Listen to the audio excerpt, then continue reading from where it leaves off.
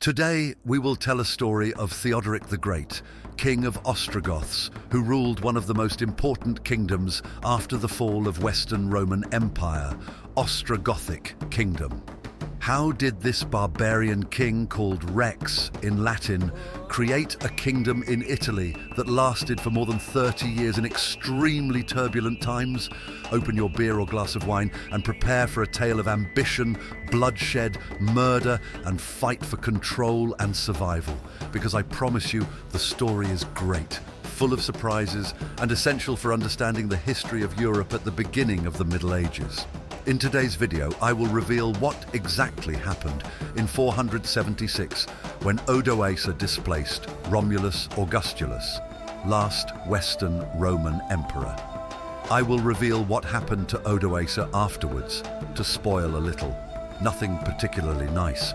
He could be included in the new Game of Thrones season, if there would be one.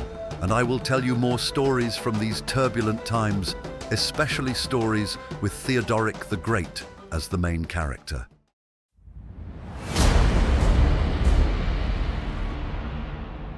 Theodoric was born in 454 AD in Pannonia, near the old antique city of Carnuntum, modern-day Austria. He was born in the time when Goths had thrown off nearly a century of domination by the Huns. Remember from our video about the Huns, Attila died in 453, and soon after that, Hun's kingdom perished. He was a son of chieftain Theodomir, Germanic Amali nobleman.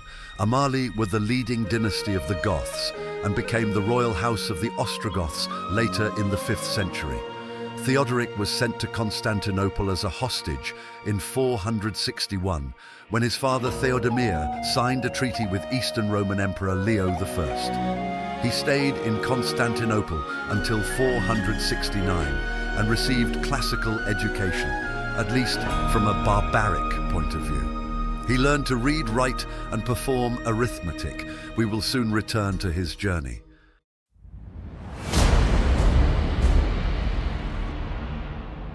We briefly talked about barbaric invasions and fall of Rome in our recent videos, but as Latin proverb goes, repetitio est mater studiorum, or repetition is the mother of learning, we will quickly repeat what we already know and add some new informations about the state of Europe in that period. So to begin with, Huns have been gone since around 453 to 454 AD. Vandals have had their own kingdom in North Africa since 435. We covered them in depth in our last video. Visigoths, western cousins of Ostrogoths, established a kingdom in Iberian Peninsula and southern part of ex-Roman province Gaul, modern France. Their kingdom lasts from 418 to 711 AD, when it was destroyed by Tariq ibn Ziyad, a Muslim Berber client of Musa bin Nusayr, the governor of Islamic Africa. Franks, about whom we will talk extensively, established their kingdom under the rule of their prominent king, Clovis I, in northern Gaul, modern Belgium, Netherlands, France. Today's video is all about the Ostrogoths, the eastern branch of the great Gothic tribe, their leader Theodoric the Great and his kingdom. Stay with me until the end to discover the fascinating details of these significant historical events. In the north, Britain has its own Anglo-Saxon history from 410 AD on. At that year, Western Roman Empire decided to abandon the province Britannia, and soon after, Germanic tribes of Angles, Saxon, and Jutes began to settle in Britain. We will cover those events in depth in the near future. In the Eastern Mediterranean, there was the Great East Roman Empire, or Byzantine Empire, which survived until 1453 and played a key role in European Middle Age politics until then. For the record, the name Byzantine Empire was invented by humanist historian Hieronymus Wolff in 1557, when his work Corpus Historiae Byzantina was published. People of the Eastern Roman Empire called themselves Romans until the end of the empire in 1453. Now, I owe you a story about exactly how the so-called fall of Rome happened. There are few characters important in this story. Our main protagonists are Romulus Augustulus, young boy emperor, and the other one is Odoacer, Germanic military leader in Italy. There are a few more important persons: Orestes, Romulus's father from Roman province Pannonia, with ties to the late Attila, and his Huns, and Julius Nepos, Western Roman emperor from 475 to 476. For not to be too long, Orestes became Magister Militum, top Roman military leader in 475. He was appointed by Julius Nepos. After that, Orestes took control of Ravenna. Ravenna was capital of Western Empire since 402. After that, Julius Nepos had to fled to Salona, modern Split, Croatia. Orestes then elevated his son Romulus as Augustus. Romulus Augustulus was deposed by Odoacer on 4th September 476. He was sent to monastery in Ravenna. His father Orestes was not so lucky. Odoacer warriors killed him on August 28th. After that, Odoacer did not appoint a new emperor like Germanic warlords did in previous situations like that. He ruled Italy by himself, backed by the Roman Senate. He was recognizing the overlordship of the Eastern Emperor, Zeno. So now we know exactly what happened in Rome on the 4th of September 476. We should ask ourselves, what is the correct word or phrase to describe the end of the Roman Empire? Is it the fall of the Roman Empire? Is it collapse of the Roman Empire? Or is it better to use the somewhat neutral and undramatic word transformation? If we listen to Paul Friedman, professor for medieval history at Yale University, the end of the Roman Empire was not a one-day event, but a slow disintegration that lasted from around 410 to approximately 480. It was dismembered by barbarian groups. We talk about them in our videos. Their intention was not to destroy the Roman Empire, except for the Huns. They wanted to be part of the empire to share its wealth and accomplishments. Our story about Theodoric and his Ostrogothic kingdom in Italy confirms that theory.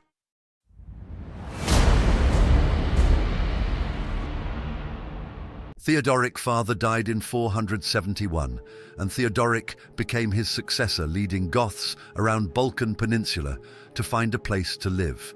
Goths moved to Lower Moesia, today Bulgaria, and had some internal problems with other Gothic groups, especially with a group led by chieftain Theodoric Strabo. At that time, the situation in Balkan Peninsula was chaotic, and Theodoric had to show a lot of ability to overcome all the problems that he faced.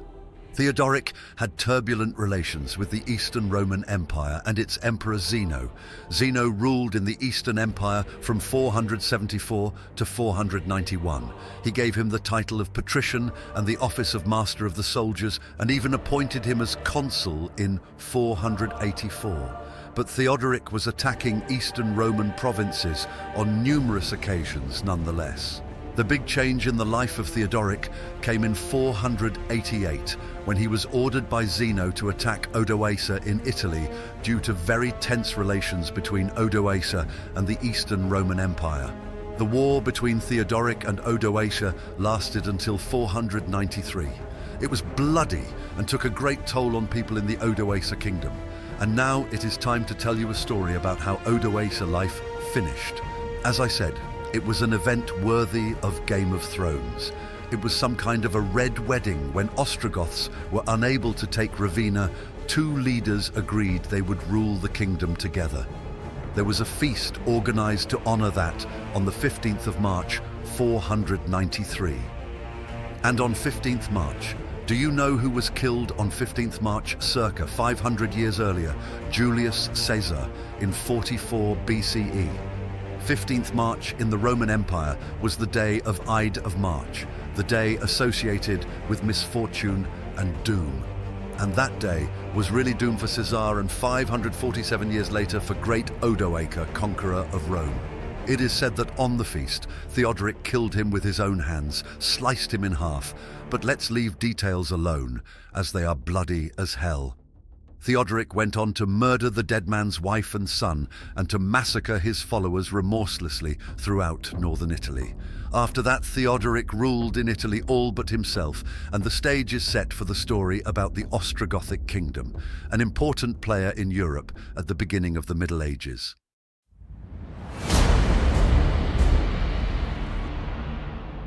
Theodoric styled himself simply as king or rex in Latin. Like his predecessor Odovacar, Theodoric understood the importance of recognition from the Eastern Roman emperor. Diplomatic missions seeking confirmation of his rule were dispatched to Constantinople before Theodoric had even secured full control of Italy. However, Emperor Zeno's death in 491 complicated matters, and his successor Anastasius hesitated to recognize Theodoric's authority. Thus, Theodoric's rise to kingship in Italy occurred without imperial approval.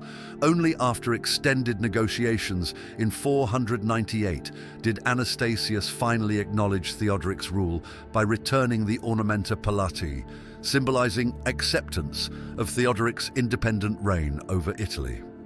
One of Theodoric's first challenges was finding a suitable location for his Ostrogothic followers.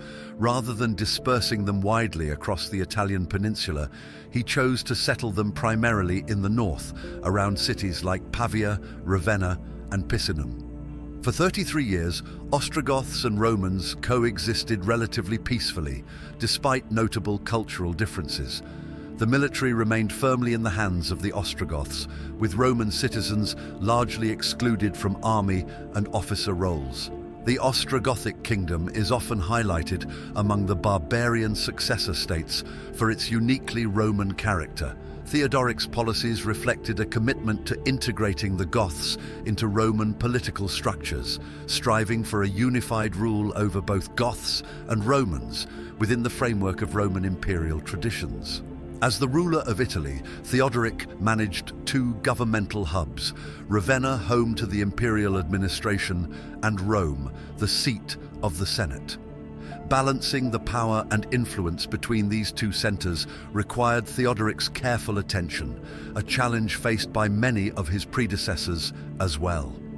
Theodoric was also adept at forging alliances with other so-called barbarian kingdoms through strategic marriages, setting a precedent for the use of marriage as a political tool, a practice that would define medieval diplomacy. He arranged for his sisters and daughters to marry key rulers of the time, including the Frankish king Clovis I, who wed Theodoric's sister.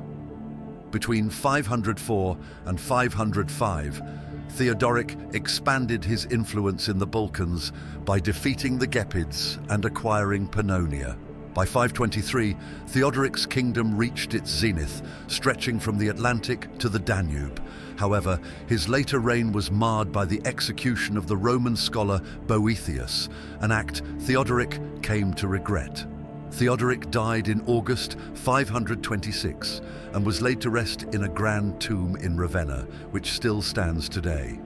He was succeeded by his grandson Athalaric, the son of his daughter Amalasuntha.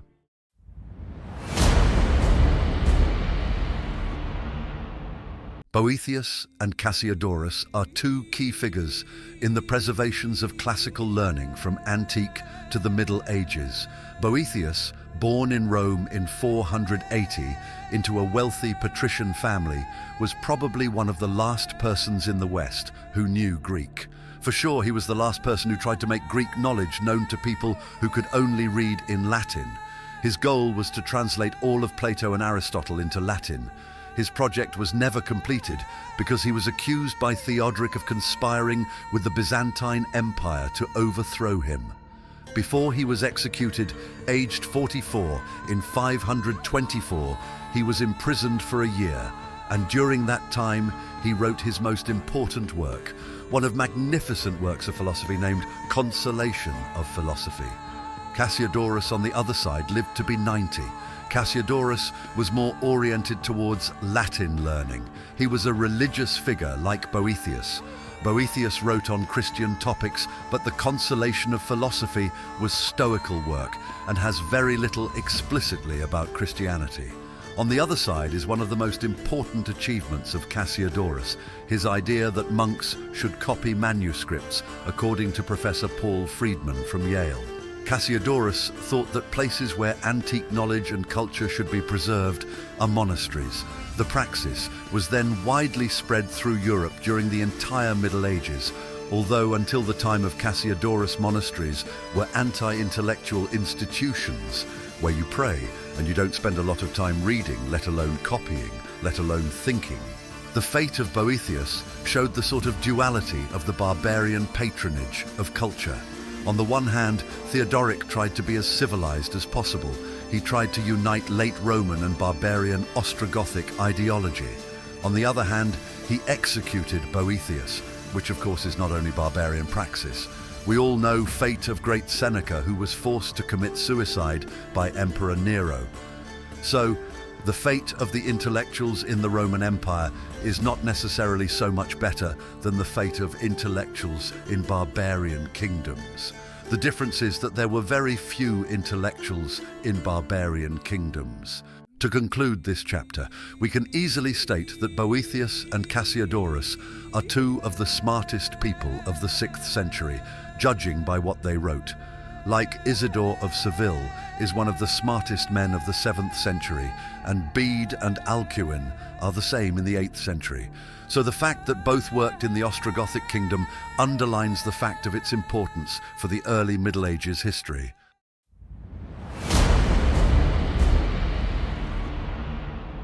Following Theodoric's death on 30 August 526, his accomplishments swiftly began to unravel. With Eutharic having passed away in 523, Theodoric was succeeded by his young grandson Athalaric, under the regency of his mother Amalasuntha. The absence of a strong and capable successor led to the gradual collapse of the intricate alliances that had held the Ostrogothic state together. Amalasuntha's regency was marked by turmoil, and after a series of conspiracies and the death of her son Athalaric in 534, she was executed in early May 535. Her downfall provided Eastern Roman Emperor Justinian, fresh from his victory in the Vandalic Wars, as discussed in our previous video on the Vandals, with a convenient pretext to intervene in Italy and dismantle the Ostrogothic kingdom. Thus began the Gothic War, which raged from 535 to 554 across Italy, Dalmatia, Sardinia, Sicily, and Corsica. The war stemmed from Justinian's broader goal of reclaiming the provinces of the former Western Roman Empire, lost to barbarian incursions during the migration period. By the war's end, Italy lay in ruins, its population drastically reduced. This devastation left the Byzantine victors too weakened to fend off the Lombard invasion of 568, which led to the loss of much of the Italian peninsula.